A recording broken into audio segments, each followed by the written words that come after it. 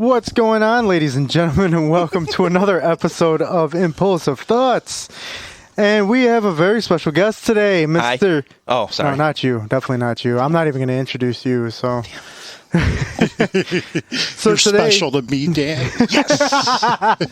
So today, all the way from Chicago to Crown Point to Cherville, we have Eric that I haven't seen in many, many years. Quite some time. Yeah, it has been a while. Yeah. It's been 92 years. So, or when you were doing your podcast, you were Oz Marley? Yeah, Oz Marley. Yes. Oz Marley. Me and my buddy, he actually is still a pro wrestling manager. He does it for like an independent organization in this area called ARW. So, yeah, we have a pretty good episode I've had planned for a while now.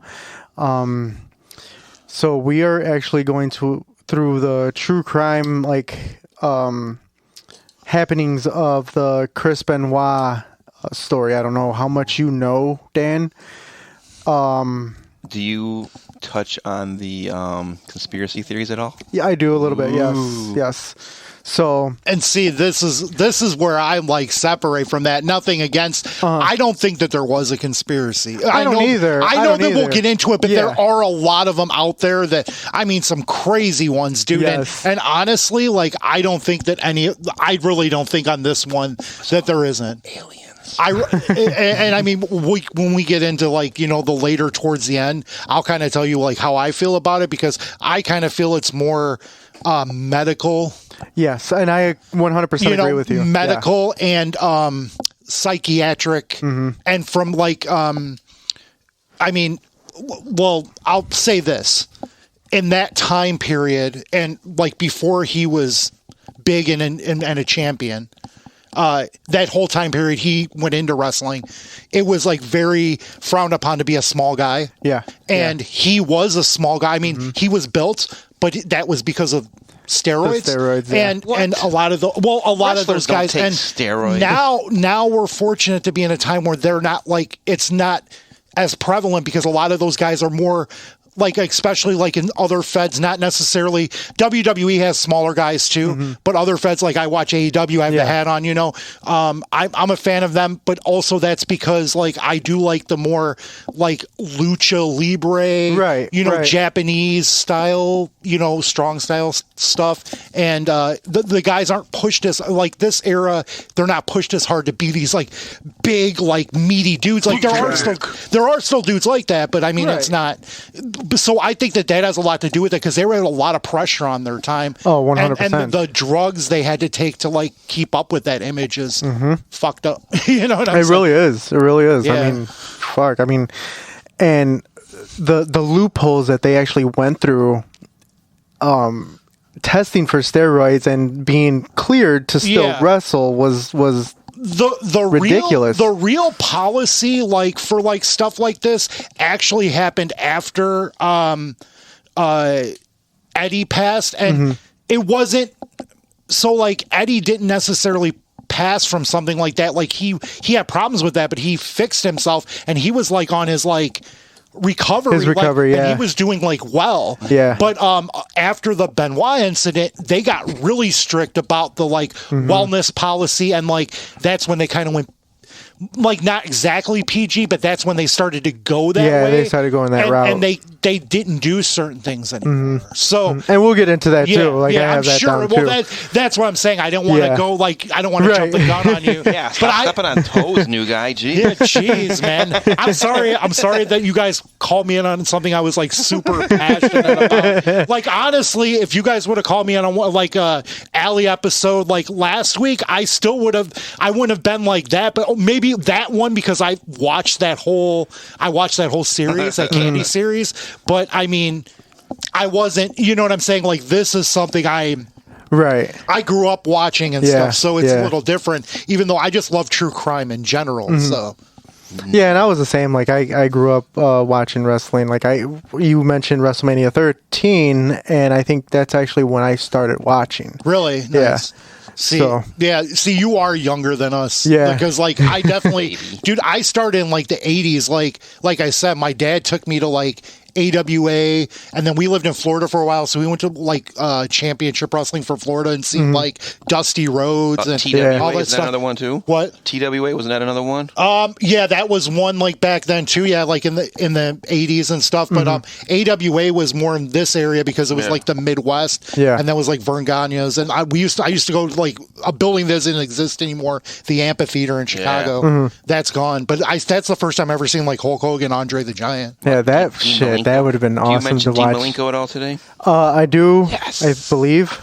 He trained all those guys, or they all went to the Dean Malenko school, I thought. Well, actually, Benoit actually went to the Heart Dungeon. Heart Dungeon. Yeah. Oh. So, but let's get into it. Let's just get into it. Yeah, don't let me fuck anything else up. I won't. I mean, and I know like the majority of our listeners aren't really like wrestling fans. Yeah, so we'll see you guys next week. If you but no, and honestly, no. Like this is a true crime episode. But like I'm gonna try to focus in both. Right, you know? Right. Absolutely. And it just brings you to like because every true crime there's some kind of aspect that you might not know about. Yeah. You know, I mean, I don't know every true crime story even though I'm a fan. Right. Just because I happen to be a fan of wrestling.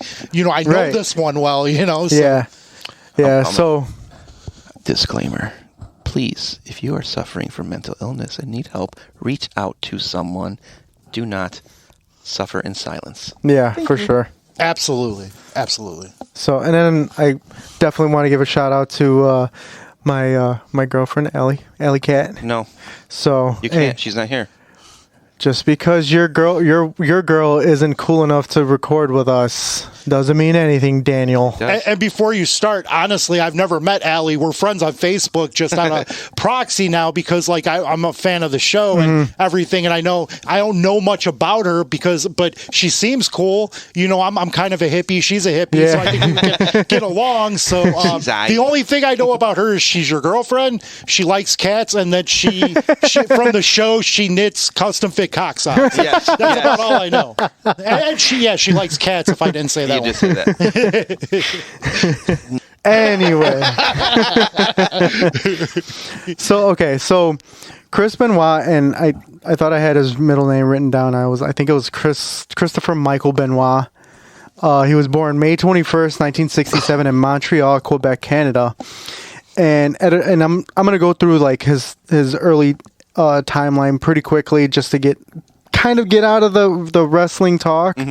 Because I know, like I said earlier, like a lot of people aren't really big wrestling fans; they're more true crime. Right. Plus, if you're doing the true crime thing, right, the wrestling stuff's just background. True crime. Yeah. So at an early age, his family moved to Edmonton, Alberta, Canada. That's where he began his love for wrestling. At 12 years old, his father took him to his first wrestling show, and he fell in love with the Dynamite Kid and Bret Hart. Like those were he idolized these two wrestlers.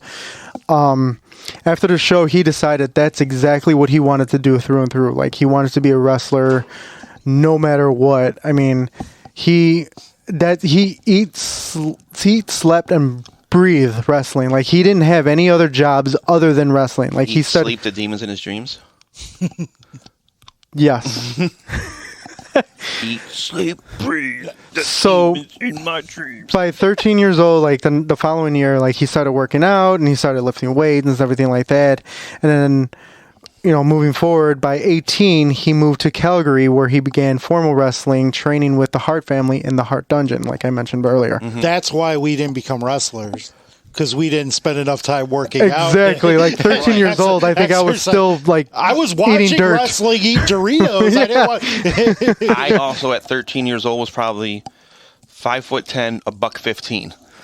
Yeah. So this tripod was the size of my arms and legs. I've always been fluffy, but I mean. Yeah, I grew up a fluffy kid too. Yeah, but I mean, I don't think I was the right kind of fluffy to be a wrestler. Right. I definitely needed to be on that Chris Benoit Yeah. regimen of working out at that time. Yeah. And you know what? Actually, like from what I read in stories and everything like that, and I think even on Dark Side of the Ring, they said he started steroids at a very early age. I believe at 18 years old. Yeah, he had been taking steroids since he was like 18 years old. And like I said, it all goes back to that time. And that's why I was saying that time. He wasn't, like I said, he was short. He was working out, but he was short. And that's kind of what I think Jim Ross even went over that in that episode of Dark Side of the Ring. Like and he's like, how crazy is that was what was keeping him from being like a world champion for so many years, that he was just short. Yeah, 5'10", 220 pounds. Yeah. Like I'm 5'9", 225. Yeah. Like it's crazy. You're short. Yeah, I am short. Hey. Just fucking with you. So Yariel's short too. Yeah. Chris Benoit actually made his professional debut in 1985.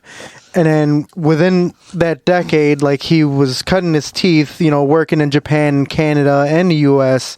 for major promotions like ECW and WCW. Chris was also known as a great performer, but his mic skills weren't the greatest.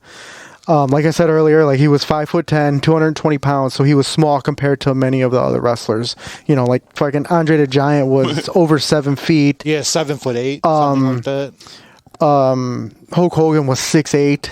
Yeah, was he? Yeah, he's pretty. Hogan's tall with his 24-inch pythons. Yeah. Well, and the thing about Benoit was, and this is coming from somebody who like, before all this happened, really enjoyed his work, like WCW. I even watched his stuff in Japan. He was very well, like technically trained. He was probably, and I'll say this, one of the best technical wrestlers that had ever lived. Yeah, and so, I'm pretty sure I wrote that down too, because they called him that like for most of his career of wrestling. It's a shame that this shadows over. Exactly. So. Yeah. So in 2000, Chris became WCW's World Heavyweight Champion, and then there was I didn't write this down, but I know there was some issues with contract agreement and everything like that, and he was done with WCW, and his way of actually breaking his contract, he told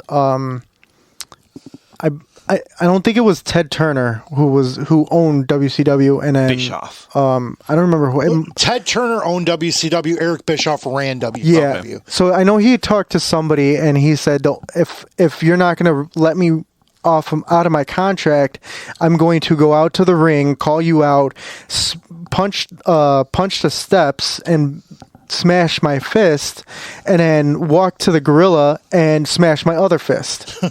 So eventually they agreed to just release him, and that's when him, Perry Saturn, Dean Malenko, and Eddie Guerrero.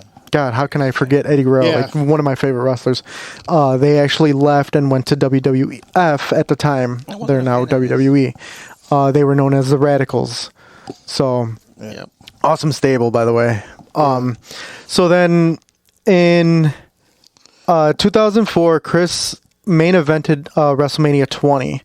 He won the world championship belt, and he was the face of the WWE/WWF. So he was doing all the interviews and everything like that. So like he was the what do they call the poster child of. What year was this again? 2004. 2004. Yeah. Him and Eddie both won in the same Yeah, the same night. Yeah. And that was when Eddie actually faced Brock Lesnar, was it? Or JBL, I can't remember. Dude, it's been been a while. Yeah, it was one of them, one or the other. I can't remember at this point. Right. Brock Lesnar. Yeah. So then before Brock Lesnar left and like didn't wrestle for like 10 years or something. Yeah, it was a while. He went to MMA, right? He went to UFC, and then he went to UFC. He actually wasn't going to wrestle anymore, and then he went to New Japan, which is where one of the places where like Benoit got known at, stuff. But like he went to New Japan, and then he eventually just came. What's New Japan? It's NJPW. It's like a. What is it in Japan? Yeah, it's the it's pretty much the biggest company in Japan, the most popular. Like this shirt I'm wearing, Bullet Club, this is like a faction in that, you know. But they also New Japan does work with a lot of people, including AEW, Impact Wrestling, and like CMML, which is a company in Mexico. They're pretty much everywhere. Like they have like open contracts with everybody. So. Yeah. And that's the thing, like in New Japan, like their wrestling is super different from compared to the United States. Like I think they wrestle 2 weeks on and then they're off for a while or something like that. So they have like these tours. Like so what they do is like let's say there's a thing called like Power Struggle, or that's like one of their events, or just one of their events, Dominion is one too. So they'll do like Road to Dominion, and they'll just go all over the country and do all these shows, and then it'll lead up to like the bigger shows, and then they'll take like a couple weeks off, and then or like a week off or whatever. Yeah. So a lot of there are a lot of American wrestlers that actually live over there and do stuff for a while. Like and then they end up coming back, or they end up getting bigger. AJ Styles, when he left TNA. Before he went to WWE, he was in New Japan for like a little while. He led this group, the Bullet Club. So. And like what I'm getting at, like Chris Benoit, he when he wrestled in New Japan, like the time off that he had with them, he always said it was like a waste of time. Like he wanted to keep wrestling. Yeah. So he hooked up with somebody and they told him about the Mexican. Like AAA, which is one of the bigger CMML and AAA are the CMLL and AAA. Those are the two big ones. I believe he wrestled with AAA, if I remember correctly, but he actually wrestled under a mask at that time. Yeah, the Pegasus Kid. Yeah. Yes, wow. And then So that was like his gimmick. At that time, a lot of Americans had to wrestle. Jericho wrestled under a mask. Yeah. And even though he was, a Mexican wrestler, Eddie wrestled under a mask. Too. So that was just the thing at that time. Now, like, American wrestlers don't as much. So. Right. But, this is interesting, since we're already into the WWE territory. So do you know, like, how Nancy and Chris got together? Yeah, and I think I have that. Yeah, okay. I'm going to talk about that. Well, no, because I thought we were done with the WCW. Oh no. Like, I mean, I just want to like touch base of the wrestling area, and then I'm going to go into the personal life too. The personal story, yeah. Which I'm about to go into. So, in 1988, Chris married Martina, and together they had two children, David and Megan. By 1997, the marriage fell apart, and around the same time, he met a woman who would become his second wife. In 1996, working for WCW in a storyline feud with Kevin Sullivan, another wrestler, but he was also was the booker for WCW. And then Sullivan's real-life wife, Nancy, was also on screen for like as a valet, like escorting, like Four Horsemen. Four Horsemen. Yeah, that's when he was the member of the Four Horsemen. Yeah. Oh yeah. So, and then Sullivan actually wrote a storyline where Nancy was in an affair with Chris Benoit and everything like that. So, and it's funny because it came true. That's what I'm getting to. Like, they're saying that like he was such a good storyline writer that he pretty much booked his own divorce. Yeah, he booked his. That's like the ongoing joke in the industry. Yeah. So. Pinche pero. She's been barking at something. I already told you this house is haunted.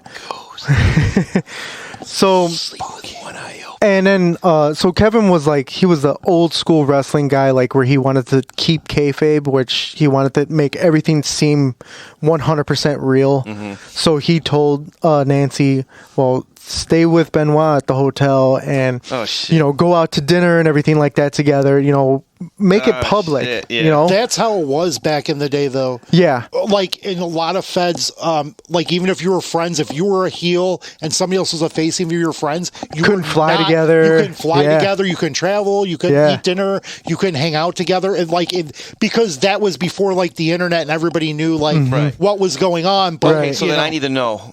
Was Macho Man and Miss Elizabeth real? Macho Man and Miss Elizabeth were married in real life. Yeah. Okay. Yes.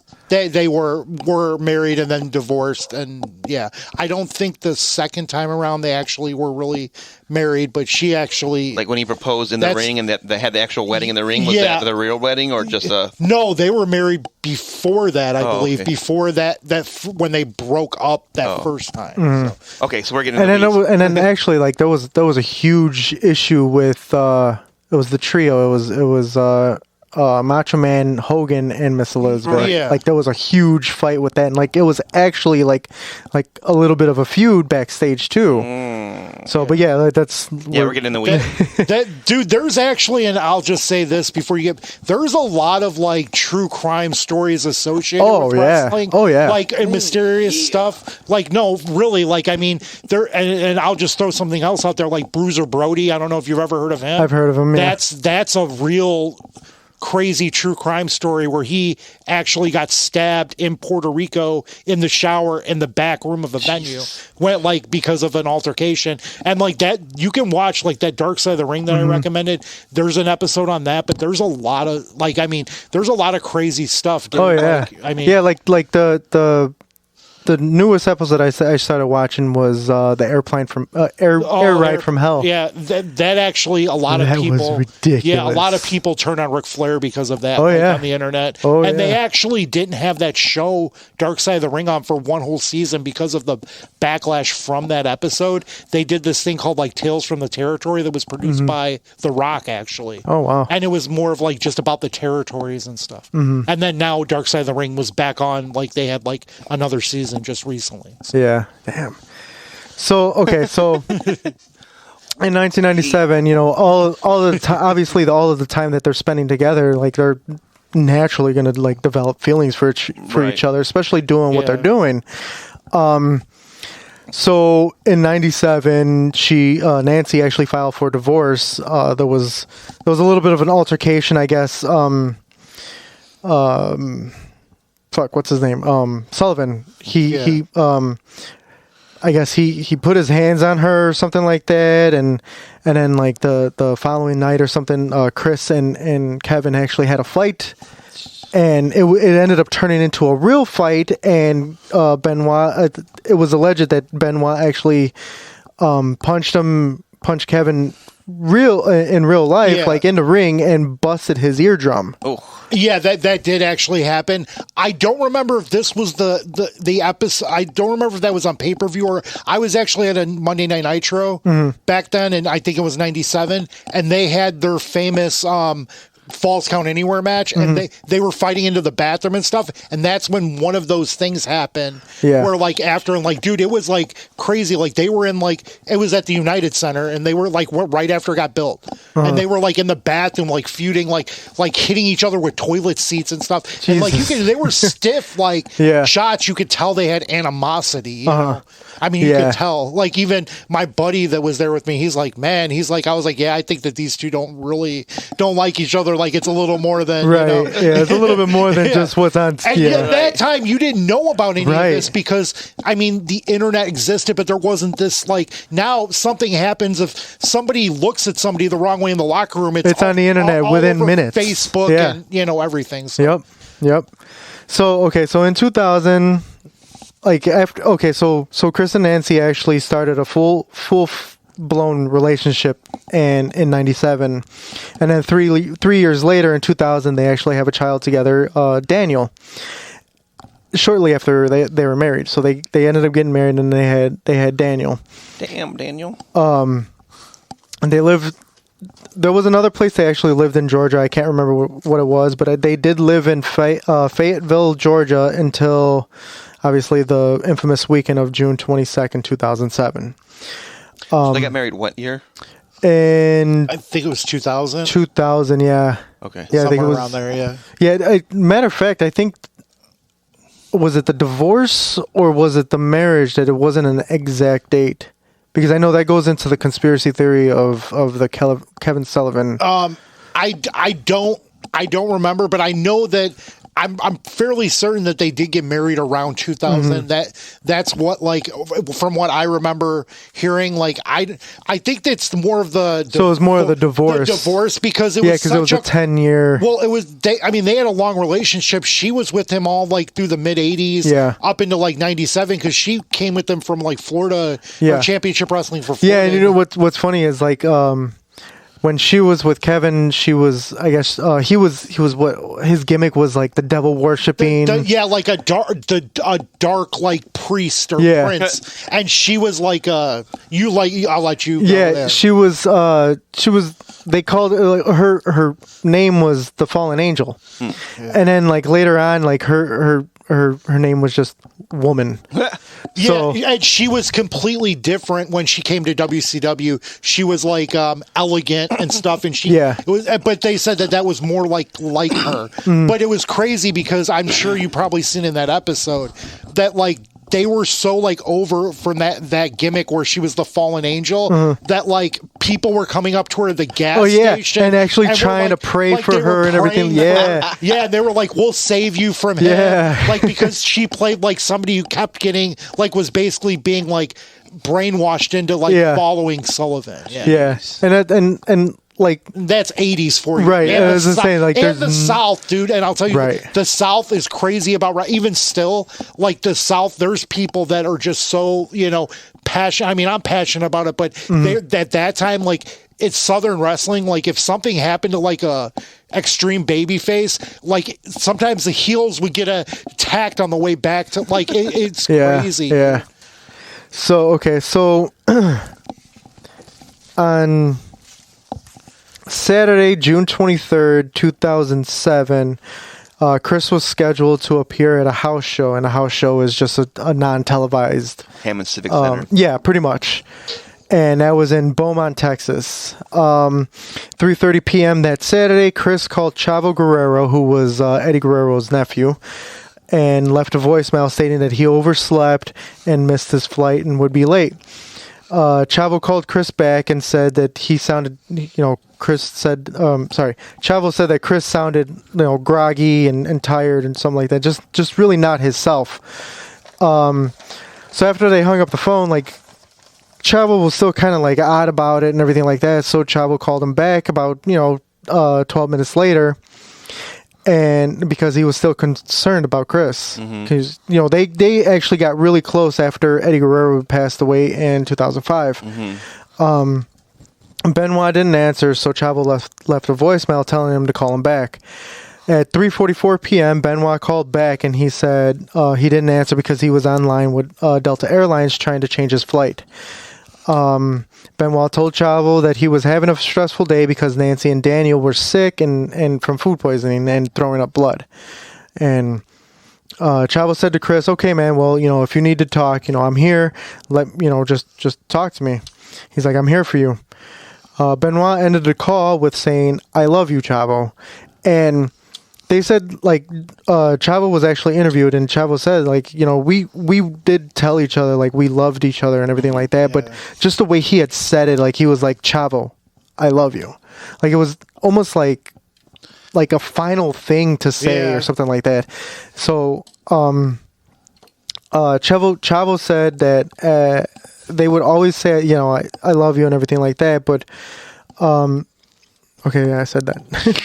So WWE confirmed that Benoit had made contact with them on that Saturday night, telling them that he was going to be late and everything like that. So they weren't really too concerned about it because it was a house show. But they had told him, like, you need to be there for Sunday night because I think it was Vengeance. It was a pay-per-view. Yeah, it was a pay-per-view. He was going to defend his title. Yeah, he was going to... actually, he was going to face CM Punk, for the ECW championship belt. Wow. And it was scripted that he was going to win the belt.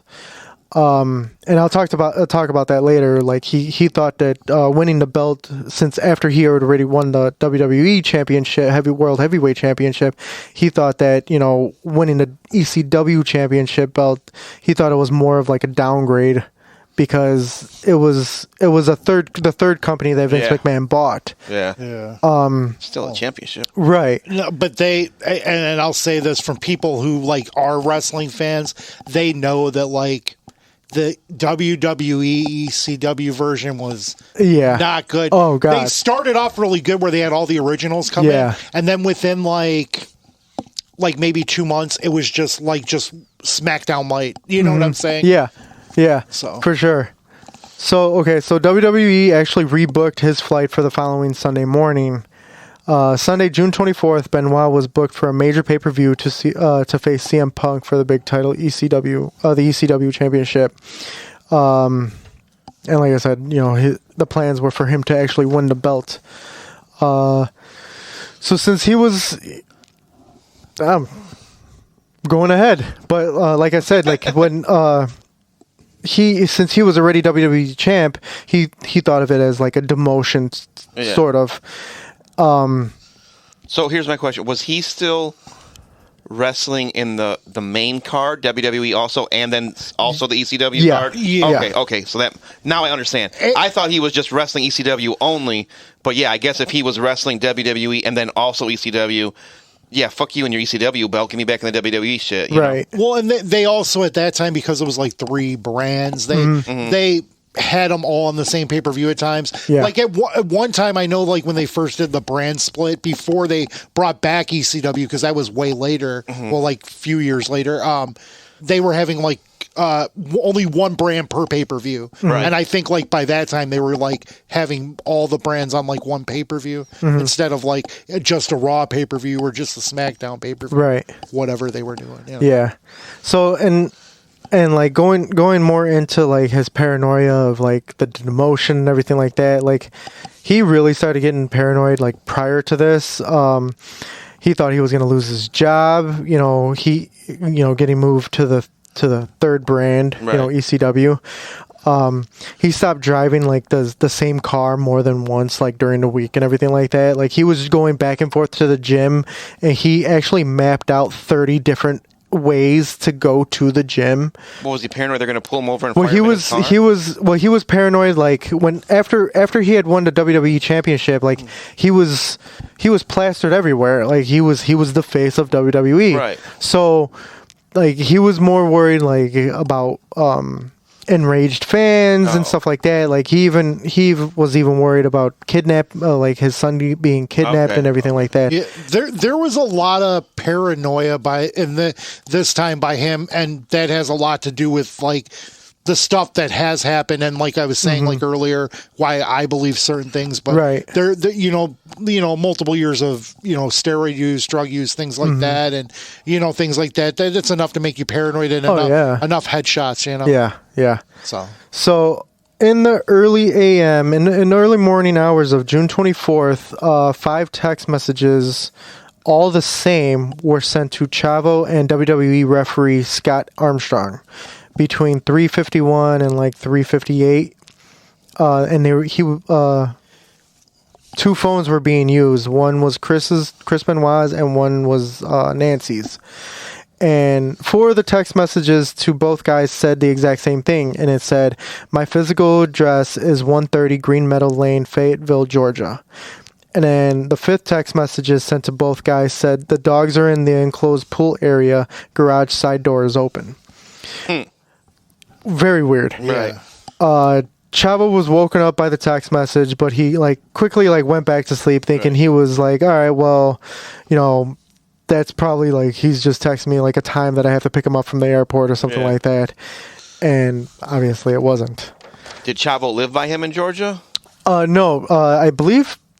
I don't actually know exactly where Chavo, but they used to always hook up together, and they would always fly together and everything like that. So it was not uncommon for them to contact each other and try to like arrange like pickup and stuff like that. Right. Where he did live in Georgia, though, there were other wrestlers in that community, because that was like where a lot of like from his WCW days, a lot of it was Atlanta based. So a lot of wrestlers, I think William Regal, Steven Regal. Yeah. He lived there, and then David Taylor, who was used to team with Regal in WCW, I believe was his neighbor. I knew one of his neighbors was a wrestler, and then also Johnny Grunge. Johnny Grunge, yeah. He lived in that area too. And actually, Johnny Grunge wasn't he kind of like the mediator for Chris Benoit and Nancy's fights and stuff like that? Yeah, arguments and stuff like that at one point, yeah. I might have wrote that in here. I don't remember. I've done these. I did these notes a long time ago. Well, yeah, no, I get it. And like I said, I was the one that said hey, you should check this out. So I'm sure what you already had, and then trying to add stuff in, it's probably a little. Wait. Yeah. Nancy was his first wife. No, Nancy was the second wife. His first wife was Martina. So he was fighting with Nancy? Yeah. Okay. So and then I might get into that. I don't remember if I actually wrote that down, but they did have spats between each other, and it was actually a moment where she had filed for divorce. Oh, okay. Or she was. I don't know if she was talking divorce or she filed for divorce. And she actually had a restraining order on him. Ooh. And according to Nancy's sister, Sandra, she actually said he was actually never really physically harmful to her, but it was enough to scare her to get the restraining order. Yeah. And that was because when she was with Kevin Sullivan, they were actually physical with each other. Yeah. Got it. So, and I think the story was she was arrested, pulling a knife out on him or something, on Kevin Sullivan or something like that. There was a lot of issues in that relationship as well. Yeah. So, so when he didn't show up at the pay-per-view event, and hold on, did I skip a page? Let's see. He didn't show up at the pay-per-view event. And couldn't get so Chavo noticed that Chavo tried getting a hold of him, couldn't get a hold of him throughout the day, and they tried to sell along with local hospitals in the area of Fayetteville. And on Monday, June 25th at 12:30 p.m. the next day, Chavo, along with the referee, finally came forward and alerted WWE officials about those text messages. And I know I'm sure people are probably wondering why did it take so long to okay. Did it die? No, it's maximum. But did it die? Okay. No more video? Yeah, no more video. I only was able to get 45 minutes of it. Bueno. So you could make a lot of shorts with that. Oh yeah, definitely. Let's see. So why did it take them so long to notify the officials? So it took them so long because they were trying to cover up for him because it was obviously it's very frowned upon to miss a big event like this, and if you know the background of Vince McMahon, he's a dick. Yeah.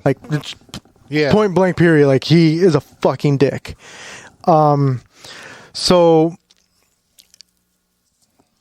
later, let's see.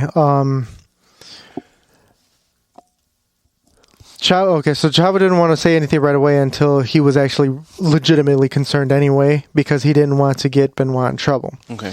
At 12:45, WWE executives got a hold of the Fayetteville police to do a wellness check on the Benoit family.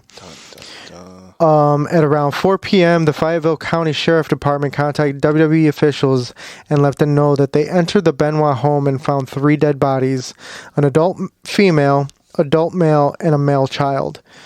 WWE decided to cancel the live event that they had that Monday night and filled the 3-hour time slot, which is weird because at that time they were only having 2-hour shows, but they actually scheduled 3 hours because at that same time, the storyline was they killed Vince McMahon's character. Yeah. And it was going to be a memorial show for Vince McMahon. Yeah, they had his limousine timing. Yeah. It was a thing in this pretty much fucked up that whole storyline because of the real the what actually happened. He came out that Monday and I'm sure people were probably what the fuck's going on? Vince is alive.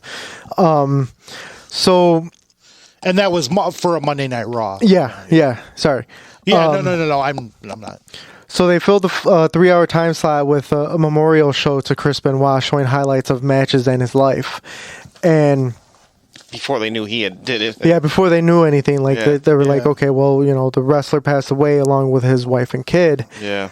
So Vince opened the show standing in an empty arena because the whole show was canceled. So it was just him in an empty arena in the ring, and he talked about what he knew about the Benoit family being found dead in the house.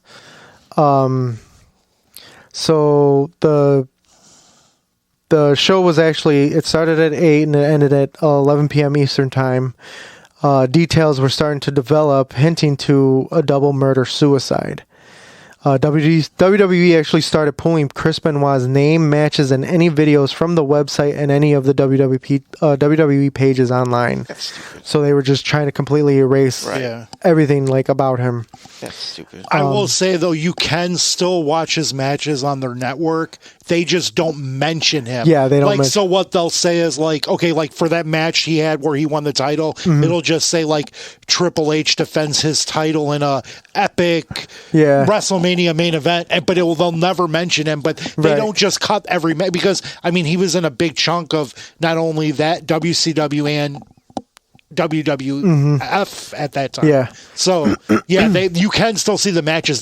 You don't know which shows he's going to be on because they'll never mention him in any of the titles or anything. Yeah, and you know what?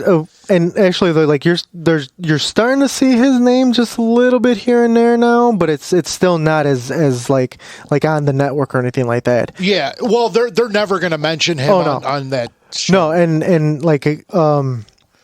it keeps coming up every year about the Hall of Fame. A lot of people saying he should be in the Hall of Fame, and it'll never happen. Even Jericho, who was good friends with him, and he said this on that Dark Side of the Ring episode. Yeah, he said no, he should never be in there. Right, what he did overshadows it, and he's he would like to see Nancy in there. Yeah. But not as Nancy Benoit because he doesn't think the Benoit name should be in there. She should be in there as woman. Yeah, because exactly, and even just the Benoit name would overshadow everything. Yeah, because it's just going to keep reminding people. And another thing, they completely stopped all wrestlers mentioning his name too. Yeah, you couldn't mention anything about him. Yeah. So, let's see. Well, but then a lot of these guys, before you start again, a lot of these guys were obviously friends for years because guys like Chavo or whatever, that had to be hard for him to just be you know what I'm saying? Never again, never, talk about somebody that I know, talk about somebody I've been friends with for decades, and obviously you got to think about Chavo at this time because, he had just lost his Uncle Eddie and then now he loses, obviously this is a different situation, but he loses Benoit after that. So, that had to be a hard time for him and then he couldn't even mention it, Yeah. Right. So it's crazy because this had such an effect on the people that were still living as well, so. Yeah, and especially with some of the storylines that were happening too. Oh yeah. Now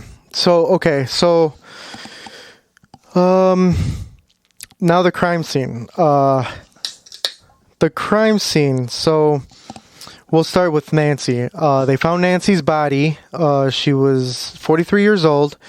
They found her upstairs in the family room, hands and feet bound, and some blood under her head, and she was wrapped in a towel. And a Bible laying next to her, and bruises on her back and stomach, and it indicated that Chris knelt on her back and strangled her with a cable or rope around her neck. The blood under her head indicated that there might have been a struggle or something. So he didn't do the crossface crippler to her? Well, I'm gonna get into that too. Yeah. There was reports with some about that too. Really? Toxicology reports show that Nancy did have alcohol in her system, along with therapeutic levels of hydrocodone, Xanax, and alprazolam. I didn't do my research on that, but I believe that's in the same kind of family as a Xanax. Yeah, that's what I thought too. Yeah, and a lot of people I think they prescribe that for almost generic because Xanax is the name brand and that's more yeah, and that's what I have written down, generic Xanax. I believe it's generic. So they were normal levels though? And when I say therapeutic levels, it was normal levels, she would get a prescription or some shit. Okay. Her BAC was at a .184, but it could have been thrown off because of decomp. Because of how long it took to find Yeah. her. Yeah. So, let's see. Based on Nancy's decomp, it was believed that she was murdered sometime on Friday, June 22nd, late Friday night or early Saturday morning. So before he'd even talked to Chavo about missing his flight and everything, he said he talked to Chavo Saturday. Yeah, right. So Daniel, they found. Now the son Daniel, 7 years old at the time, he was found in his bedroom, and his cause of death was strangulation. And also there was a Bible found next to his body, and it was determined that Daniel had internal injuries to his throat, but no external injuries, and that's like very odd. Like Yeah. if there's going to be internal injuries, like you would expect something external. Right. Daniel was killed a few hours after his mother, which would be in the early morning hours of Saturday on the 23rd. Toxicology report for Daniel, he was heavily sedated with Xanax and likely unconscious when he was killed. Okay. And there was, I don't know how true it is, but there was stories that they said that Chris Benoit put Daniel into Crossface Crippler. Now, when I think about that, I've been put into Crippler Crossface, and many times, and it's never been around my neck. It's always been like the hands, like in the face. So I don't know how that. I mean, I can understand. I maybe think a little bit, falls but a little bit more into like the conspiracy. The conspiracy, because honestly, like that makes no sense. I think that honestly, like, with how his like mental thing was, I don't think what he's thinking is like, I'm going to put my son in my wrestling. Right. You know what I'm saying? I think it was just somebody just trying to get a story. Yeah. Right. Oh, it was a huge reach. Yeah. Right. And then there's another thing too. They said that Daniel suffered from something X. And I think I have it written down somewhere. Fragile X, and Fragile X is like his growth was just way under normal than normal 7-year-olds. Yeah, he was smaller than normal 7-year-old. Yeah, so they were giving him medication to. No, not medication. They were injecting him with steroids to increase his body size, and they said that they had found track marks and everything like that, which. Sandra, Nancy's sister, actually said that that's absolutely 100% false, and she actually got Daniel's doctor and told him to release the records. Release the records, yes, because of HIPAA violations. You need to get permission to do that shit. Yeah. So but they found Xanax in it. So he was. They did find Xanax in it. Even more reason why, like I said, that whole crossface crippler shit is bullshit, because you could tell right there, as crazy as he might have been going, it was killing him to do something to his son. He at least tried to medicate him so his son didn't feel the shit, it seems like. He didn't want him to feel it. He wanted him to he didn't even want him to know what was coming or anything like that. I think that I mean, obviously we'll never know what was in his mind at that time, but I don't think that he wanted, obviously, I think that what happened with Nancy was more of like a heat of the moment type of thing because of the temper and, like mental issues or whatever. Yeah. And then this was like, what the fuck do I do now? And like, I mean, that's what he thought of, I mean, which is fucked up, know what I mean? But either way, but at least I don't think that he wanted him to feel it or anything like that. He wanted him to be sedated or, like I said, passed out, unconscious. Right. So now on to Chris. Chris, he was 40 years old at the time. He was found in his home gym in a basement, and he actually committed suicide by hanging. He made a makeshift noose from one of his pulley cables in his gym equipment. He fastened the other end to some weights and on a weight machine, and when it was triggered, it dropped 240 pounds of counterweight and immediately broke his neck. Oh. They found him with a towel wrapped around his neck, and a Bible was found near his body as well. The toxicology report said that Chris had 10 times the normal level of testosterone in his body. along with therapeutic levels of Xanax and hydrocodone. Roid rage. So I'm going to get to that. Actually, I'll actually stop now and actually talk about that. So roid rage actually is... So contrary to popular belief, roid rage is actually a myth and not scientifically proven to be actually true. Whatever. I believe it.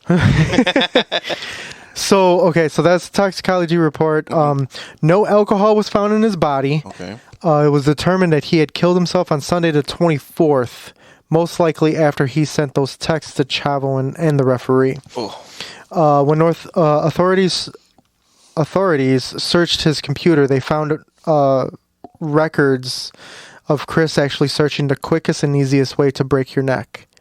While no suicide note was found at the scene, investigators declared this to be a double murder-suicide. Fayetteville County Sheriff officially closed the case in 2008. Chris's father, Michael Benoit, would confirm years later a note was found in a Bible that was sent to his first wife, Martina. The note read, "I'm preparing to leave this earth." Now onto the conspiracy theories. Now, I know you said roid rage. Roid rage was immediately thrown out by the media. Sorry. Oh. The roid rage was immediately thrown out by the media. It's hard to say. Roid rage is allegedly like an incident of steroid usage gone wrong. Where Chris snapped and killed, like he would kill his family and then himself. But think about it, like if it was roid rage, it would be instant. It wouldn't be a 3-day period. Yeah, like he wouldn't be in a rage for 3 days. Well, he would have snapped, and their bodies would have probably been in a lot worse shape, and not a Bible next to him, and not all night. You know, it would have been blah, and going crazy and just fucking. Well, and then also something on that computer, when you were talking about the lookup, he looked up, there's some part of the Bible where, I'm not religious. Oh, right, yeah, where he was talking about, it was like the son thing too, right? Where somebody like brought their son back to life. Yeah. So he had remorse for it at some point. So there's no way it could, I mean, for roid rage, for you to have like, you don't stop and have remorse, you know what I'm saying? Yeah. Obviously because of the 3-day thing, you know, too, but that's, you know, he actually thought about it and he was like, he knows he fucked up. He knows that was his technical only way out unless he wanted to spend the rest of his life in prison, you know what I'm saying? So he thought like, well, I have to do this now. Yeah. You know, he has to do this to himself now, I mean. You know? That's the only thing that, like, the whole case bothers me, like, where I do feel, again, roid rage is, I guess it's not a real thing, but I just say roid rage is, if you lost your shit on your wife, I still don't understand the fact that why you got to kill your kid. You don't want them to grow up with no parents, I guess, or you don't want them to see you're both dead. Like, leave the kid out of it. That's the only thing that the whole case bothers me. So I think this was actually mentioned on Dark Side of the Ring. If it wasn't mentioned on Dark Side of the Ring, it was mentioned on Talk is Jericho podcast, where he interviewed Nancy's sister. Okay. And it was talked about like Chris didn't. What you're saying is like he killed Nancy. And then he didn't want, like he didn't think that anybody was going to be able to bring up Daniel. So he ended up killing him, and then he killed himself for like remorse. Right. But at the same time, like what they were saying, like that doesn't really seem. It's very out of character because even Sandra said like. Chris knew that if Nancy or something happened to Nancy or Chris, that Sandra would take full responsibility of Daniel because what the hell's her name? Sandra couldn't have kids. Yeah. So. Yeah. Well, and also, I mean, Vicky Guerrero was like talking about this, like. Benoit was like a very loving father before all of this. Like, that's why it's like such a shock to everybody. Like, when they did that thing before they knew what was going on, like, everybody was so shocked, you know, about it because, you know, and that's why we go back to like talking about after Eddie died, she said that there was definitely signs that he was having like mental issues. Right. And I don't know if you were going to go over that, but she was just saying that like she would find him on, like he would come over and like she would find him somewhere where Eddie would usually be in the house and he would just be crying, like holding something of Eddie's. Yeah. Which is crazy. Yeah. Like they found him laying in bed on his side of the bed, crying, and or in the weight room, bawling his eyes out and everything like that. Yeah. So when they actually found that, like Sandra told Nancy to get him not a Bible, I'm sorry, like a notebook or a diary. That's what I'm thinking. Yeah, like a journal taking. Yeah. And they Nancy told Chris, like, write to Eddie. Yeah. Like this is your way to release what's building up.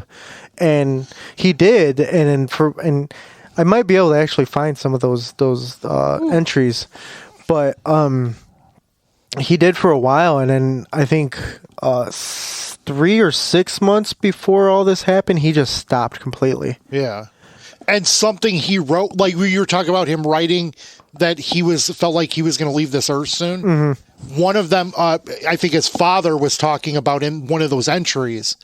That he wrote that, like, I'm going to be there to join you soon, brother. Yeah. And like stuff like, like he had in his head that he was going to go soon or whatever. And like I said, I mean, we haven't talked about like, other issues mentally or health, like CTE, stuff like that. But there's a lot to that can mess you up to like make you see things differently than you did before. Right.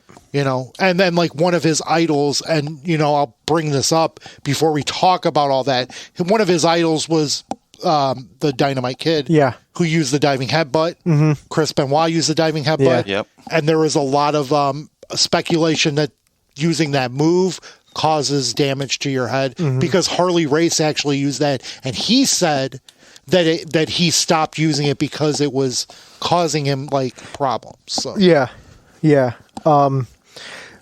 So another like completely bizarre conspiracy theory, like really, that Kevin Sullivan was actually actually murdered or had a hitman murder Nancy, Daniel, and Chris because of what happened 10 years prior. Yeah, and that's like something where I said that I don't like. Right, like that. It's so crazy. Like he won't even talk about like Kevin Sullivan. He won't even do that Dark Side of the Ring episode or he won't talk about this because so many people are like.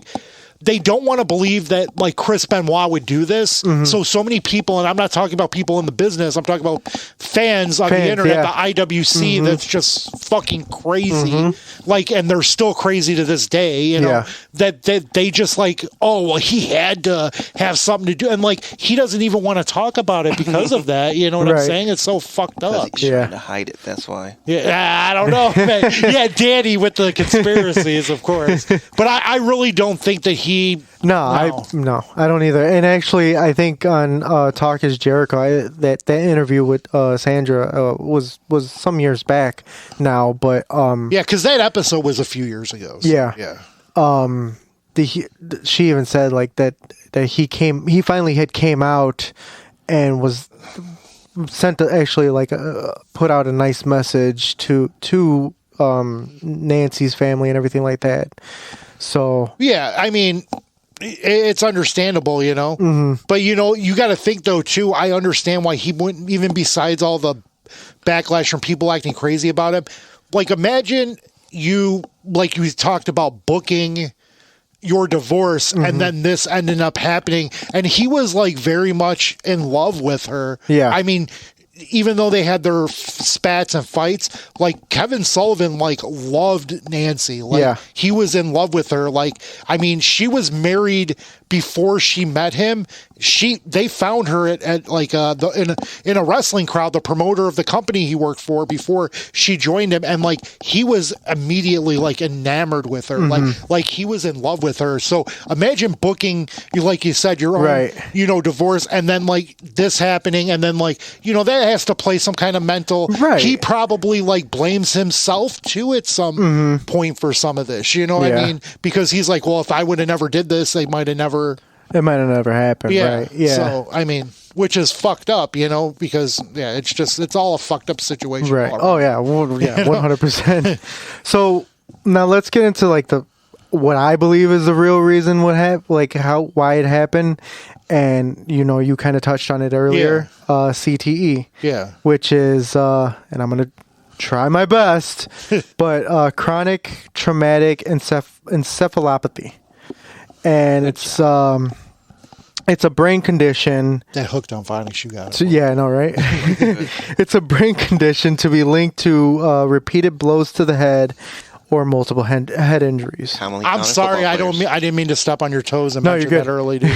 So sorry, I'm trying not to. Oh no, it's all good. No, it's all good. It's all good. Like I said, I'm so passionate about this. It's just, So it's basically brain damage, and it all stems back to undiagnosed and untreated concussions, which was rampant in WWE and any wrestling. Wrestling at that era. Yeah. That era of wrestling, I mean, anytime between the 60s and the 90s. I mean, even into the early 2000s, it was still, and like I was saying, that move that he did was a big part of it. But I mean, that the CTE, that's where I lie with this. Yeah, because CTE and with the combination of steroid use and grief, all rolled into this, kind of fucked him up in a way. Yeah. And I'm not making an excuse because you cannot condone what he did, Right. But I mean, but CTE, they say you're not yourself. You're not yourself. It's yeah, like the football players have.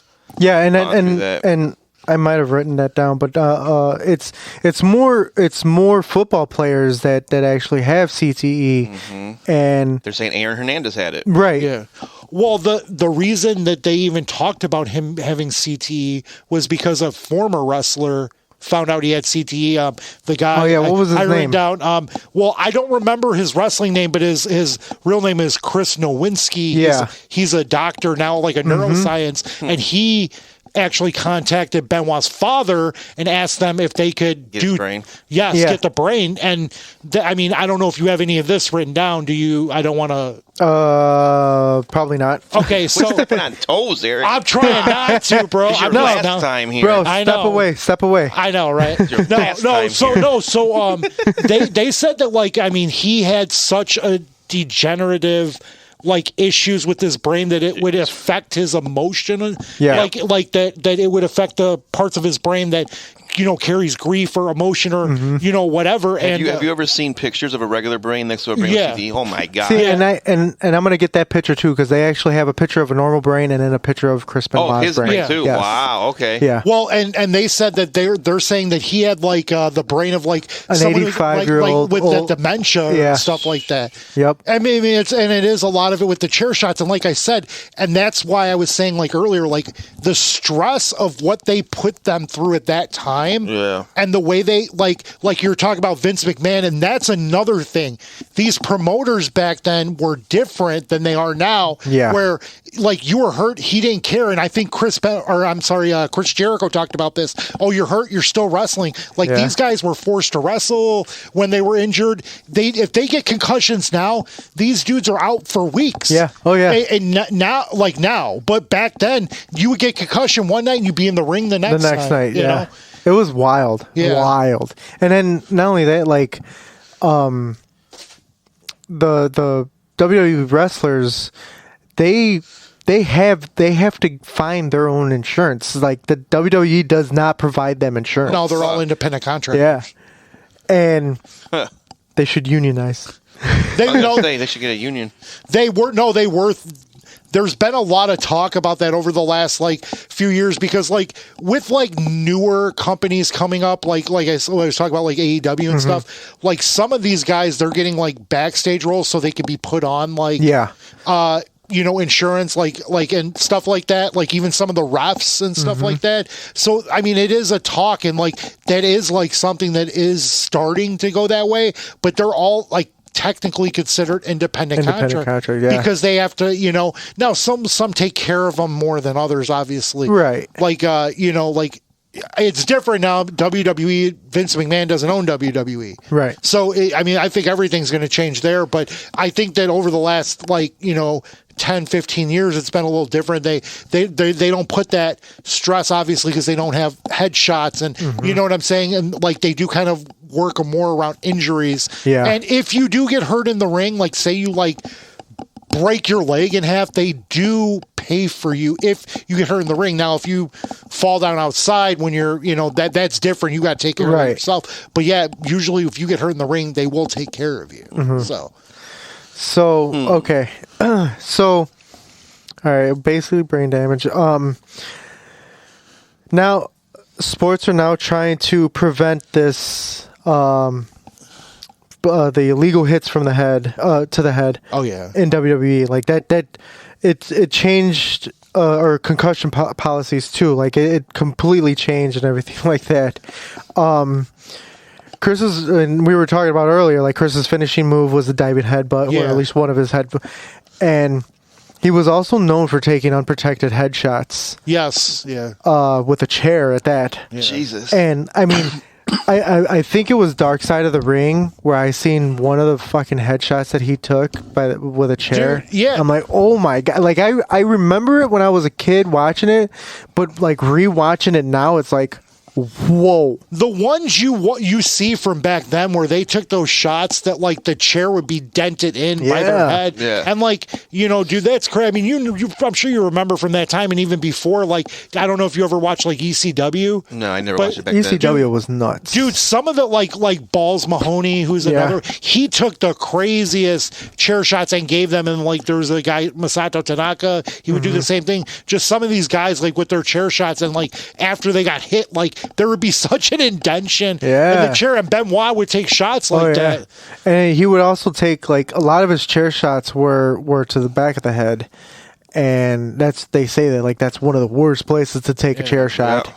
And I think even Chris Jericho said when we would take chair shots, we would just have to take them, we would just close our eyes and then just take them and brace as best as possible. Jesus. It was just part of the industry. Right. And these chairs, oh yeah, but everybody wants to say it's fake and everything like that. But I mean, even if they're aluminum, they're thick enough to hold a 200-pound person sitting down on them. Yeah. So those chairs are fucking the only thing that you can't fake, those fucking garbage cans they use are thin as shit. It looks like aluminum foil. Right. Yeah. Well, those are different. Yeah, but those chair shots, and they stop with the concerto, but they're starting to come back out with the concerto, the single man concerto. Yeah, the way they hit them, it's a certain way where they're not even hitting their head. They angle it, so when they do the single man one where they put it on the ground, they show it from a camera angle where you're looking straight at the person giving it, and then you don't see that they angle it. Just like some of those, the stair spots where they use the stairs on stuff. There's an indention in those stairs that they don't even. You know what I'm saying? You don't. Yeah. And I mean, obviously, we all know that it's worked or whatever. Right. I don't like to use the word fake because there's nothing those guys do. Oh yeah, absolutely. You know what I'm saying? Nothing that they do is fake. But there's definitely tricks, and it's more about a sleight of the hand, and you want people to watch something while they're not even paying attention. You kind of like magicians in a way, Yeah, and amazing actors. Oh yeah, amazing actors. Oh yeah, dude. I mean, it's a performance art. It's a sport. You know what I'm saying? It's all these things wrapped into one. And I mean, just I think of it as athletic theater. Yeah. Sports entertainment. No, that's just WWE. No, really. I mean, that's what they coined it. Right. And you know what? Honestly, now that you bring that up, they coined that, and that's how they really got around the whole steroid shit too, because it was sports entertainment. Yeah, they weren't, because back in the 80s, wrestling was the sport board of sports or athletics that were for everything else. They had to be in certain states. They had to be in the house for wrestling. There's still some states that are like that. Did you know that in Louisiana you cannot give somebody a pile driver?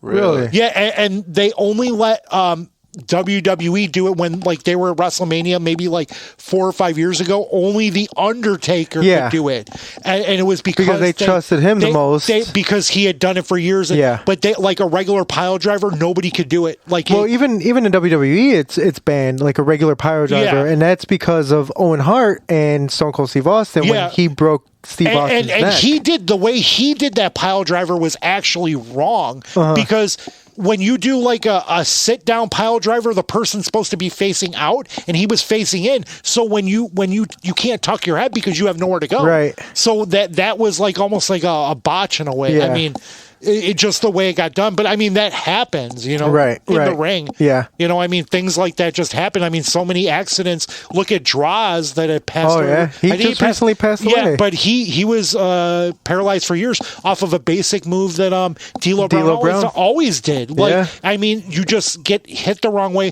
Big E, he can't wrestle right now. God. He's not wrestling for the last year because of that spot he took. I mean, you could say in like WWE could be as safe or say they're as safe, but it's Nothing just an inherent risk in what you're doing. There's just 100%. part of the business always, Yep. So, and I'm speaking of breaking somebody's neck, like I have it written down somewhere, but Chris Benoit actually, when he had first started wrestling, like he had a match with Sabu, and like I said, I know I have. Terry Brunk, also known as Sabu, and they were wrestling. And within the first 3 minutes, Chris went for a flapjack. So like a flapjack, like he tossed him in the air, and he was supposed to land like face first, like on his stomach.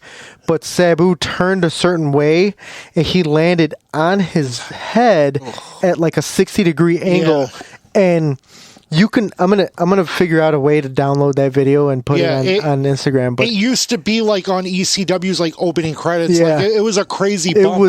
But Sabu is like just crazy. Oh yeah, he's dude. nuts. Yeah, I mean him and like from that time, like ECW, man. Oh yeah. Some of like I mean, I used to stay up till like, and this was mid '90s, so high school time. I used to stay up till like 2 a.m. to watch that stuff because it was only on like crazy like antenna channels at like 2 a.m. Like, and it was the only time you could watch it. It was crazy. Yeah, kind of like when you would fall asleep and you'd wake up and it was like Girls Gone Wild on the fucking... and like ECW was on for like an hour in between Two Girls Gone Wild, like infomercials, Like pretty much, I mean, that's what it was, I mean, shit. ECW was Girls Gone Wild in a way too. Basically, yeah. Because there was a lot of like sexual innuendos. Oh my god, yeah. So okay, so that's and now that I mentioned that, like that's how he actually got the name the Canadian Crippler, because he technically he broke Sabu's neck, but it was more of a botch on Sabu because he tried to turn.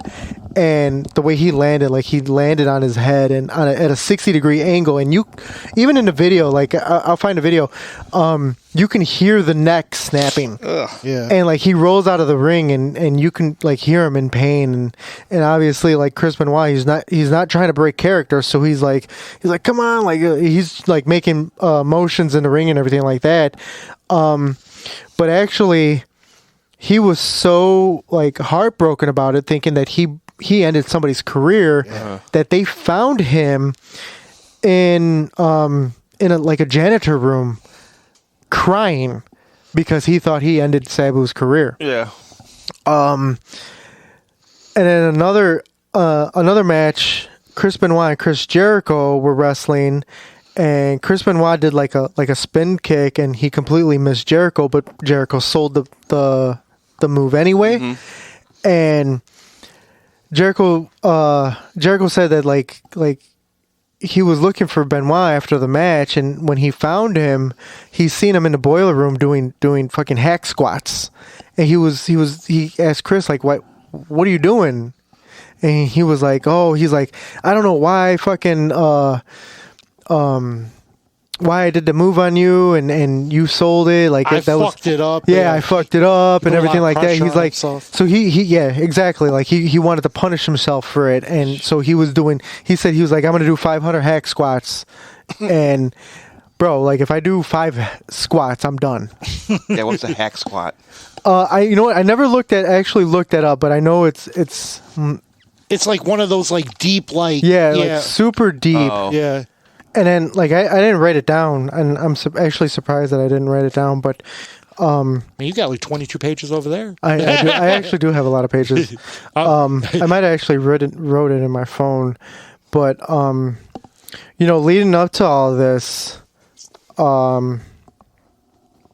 Chris Benoit, he lost a lot of people. Like he lost Johnny Grunge. Like Johnny Grunge passed away. Yeah. Black Cat Victor Marr, who was I think wrestling with him in New Japan. Okay. Yeah. Ray Trailer, who was actually Big Boss Man. Boss Man, yeah. And then a year later, Eddie Guerrero.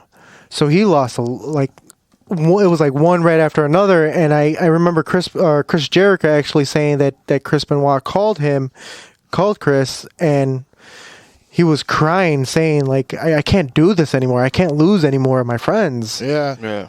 And I know there was one of the podcasts I just recently listened to, but he said that they said that WrestleMania 16 or something like that 25% of the people that were wrestling in WrestleMania 16 are now dead. Wow. Yeah, it's crazy, and I mean a lot of them, like because of habits they picked up from wrestling in that era. Right? Like I mean. They get addicted to pain pills because they have to wrestle so much. Like they're pretty much crippled in the backstage area, but they pop a few pain pills and then they're back out there wrestling. Yeah. So, but yeah, that's my case on Chris Benoit. Yeah, dude, and I mean honestly, you like really this case This could have easily been 2 episodes. Yeah, if I would have like really deep dove. Well, I mean, just like you said with like the conspiracy theories and right. Like I said, for me with how I see it, like I said, I was going to kind of wait till the end. The CT, I think, played the biggest part. I agree with the multiple headshots. With the it just is like well, and then this is the thing, I think that there are good things in the industry that was implemented because of this case, and that's why it is so important to talk about. And to go back into wrestling, it's a lot of stuff changed, and like we didn't talk about. So his son from his first marriage, David, he actually like Chris Jericho got. I think I've seen him at wrestling matches. He was in AEW. Yes. At AEW. He hasn't wrestled or anything. I don't know if he ever will. He actually couldn't watch wrestling for a long time. But all right, guys, I'm Lupe, joined here with my co-host tonight, Dano, and our special guest, Oz Marley, a.k.a. Eric. A.k.a. Oz Marley. But all right, guys, always remember, don't believe everything you think.